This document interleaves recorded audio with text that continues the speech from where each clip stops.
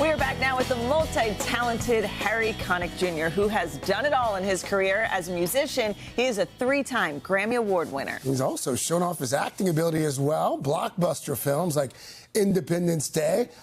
Did the small screen, too. Hit sitcom Will and Grace. Now Harry's expanding into new territory, and he's here to share some very special projects he has been working on. Good morning, Harry. So glad to see you. Good morning. It's good to be with y'all. Well, many congratulations are in order, but can we start with the announcement today of a new book? Yes. Tell us all about it. So I'm really excited to talk about this. This is something that I've thought about my entire life. This whole year is going to be a celebration of my mother's 100th birthday. She died many years ago when I was 13, but I wanted to do something special for her. So I wrote a book, and it's called Babe Elaboratio. Babe was her nickname.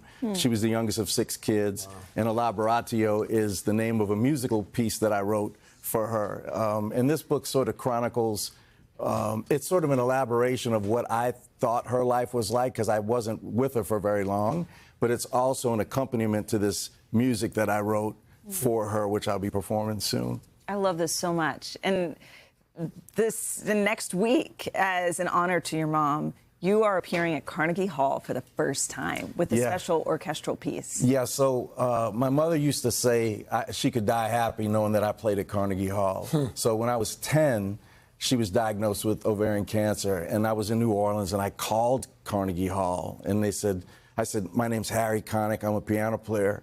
I wanted to know if I could play there. And they said, well, this is the box office. There's not much we can do. So I told my mom, I said, look, I tried, you know, but they told me no. So she died 3 years later, and I kept in the back of my mind that I wanted to play there.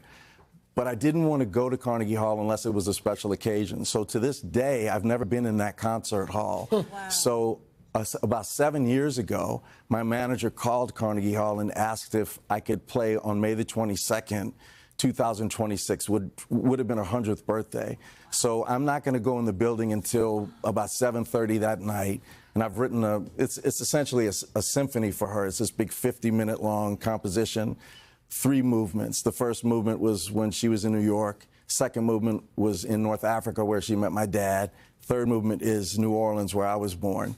And so I get to the building around 7:30 at night, and I've never been on that stage, and then I'll perform this piece for her. So the book is about the process of writing the music, and then we have the album coming out on Warner Classics in September. The book comes out in September, and then next year there's a documentary about the making of all of this, which is being directed by my daughter, Georgia. Oh, man. It's a big... Well thought out. Yeah. It's amazing. Yeah, it's really exciting. It's a family affair. And I'm honored to be able to share it with you guys first. It's an exciting time in my life. It is. You know, it's every time you come around, you've got this special spirit about you.